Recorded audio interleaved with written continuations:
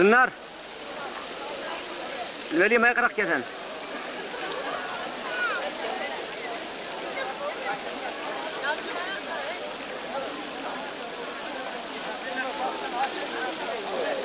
İlyar, Bahtiyar.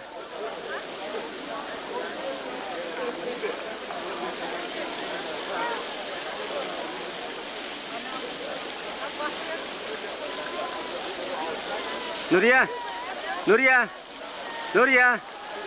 Plan kartı mankarat ha.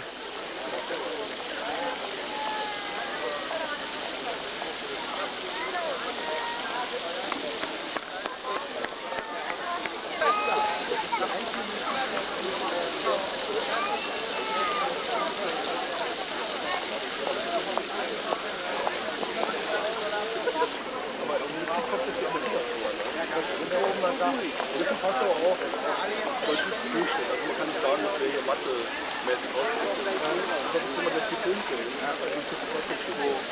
Hier, da die Kamera.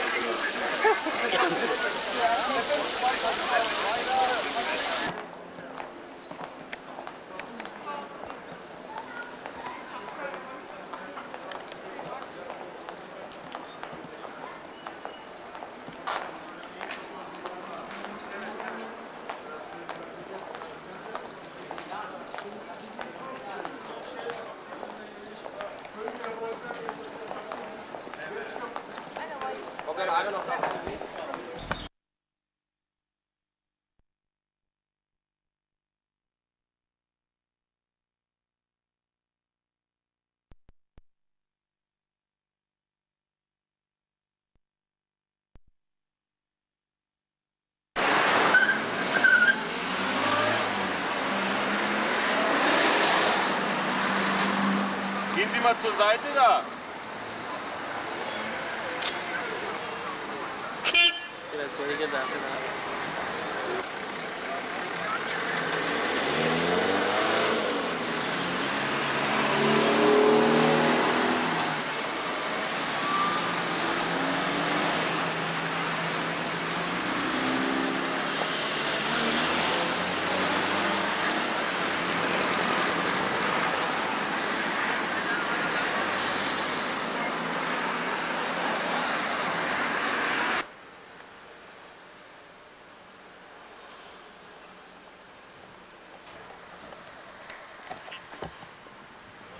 Hallo? Wir haben einen Brief für Sie. Einen Brief an Herrn Botschafter. Bitte?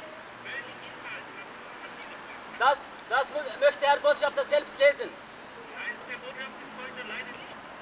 Irgendeine Sekretär. Ja, soll dann eine hier kommen und das Brief abnehmen, bitte. Ja.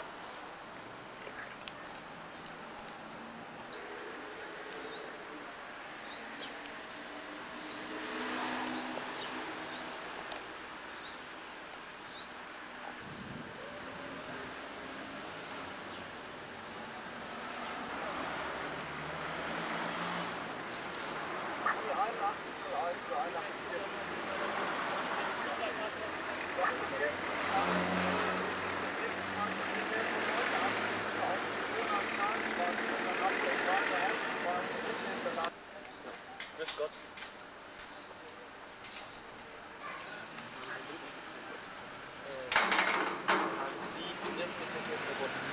Darf ich noch fragen, was für ein Brief ist das?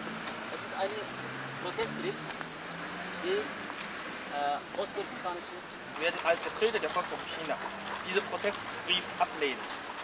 Ich weiß nicht, ob Sie den wahren Sachverhalt oder die Tatsachen, die sich vor einigen Tagen in unserer Provinz Xinjiang sich ereignet haben, kennen. Wenn Sie den Hintergrund und den wahren Sachverhalt kennen, dann werden Sie feststellen, dass es sich weder um eine Menschenrechtsverletzung noch um eine Nationalitätenkonflikt. Was verstehen Sie unter, wenn auf Zivilbevölkerung geschossen wird? Ja? Es wurden keine Ihre Regierung hat Bevölkerung zugegeben, dass 22 Menschen wurden erschossen. Es wurde Nicht keine einmischen. Ja. Sie brauchen das nicht ausdiskutieren. Es geht Ja. darum, dass Sie den Brief annehmen wollen oder Und nicht. wir Darum wollen diesen geht's. Brief ablehnen. Das gehört also nicht. Das ist Ihre Sache. Das können Sie machen, das entscheiden Sie. Nur Mir das freut, dass reicht also Sie jetzt. trotzdem das gesehen haben Und gekommen sind. und gekommen sind. Ja, ich würde erklären, dass wir den Brief Türk kardeşlerimize, Müslüman Türklere karşı girişilen haksızlıkları ve nihayet 22 kardeşimizin katledilmesini Çin resmi makamlarının Bayrağı yanına götürün, açıkladığı bayrağı, sayıya bayrağı. göre ve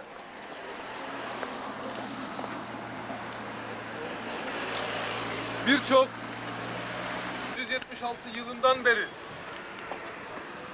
Munçu Hanedanı'nın topraklarımızı, Doğu Türkistan topraklarını işgalinden bu yana oradaki karışlar burun içinde başlayan bir ayaklanma vardır. O ayaklanma yıllardan beri Çin siyaseti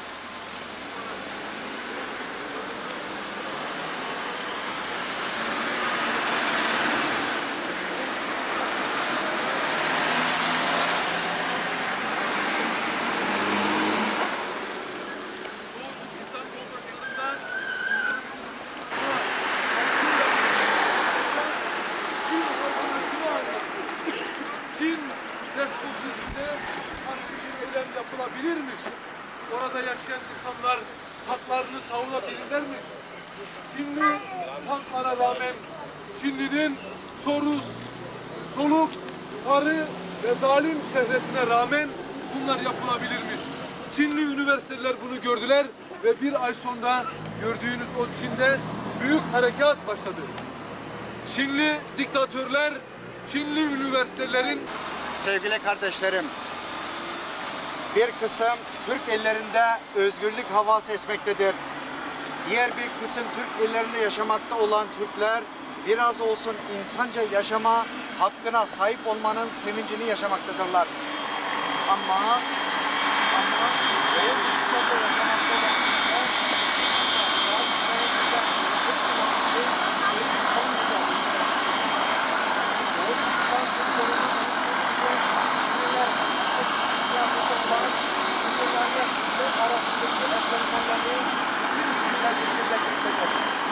Batılı gözlemcilerde Victor Louis 1949 yılından sonra Doğu Türkistan'da doğan çocukların %40'ının bu karışık evlenmelerden peyda olduğunu belirtmektedir.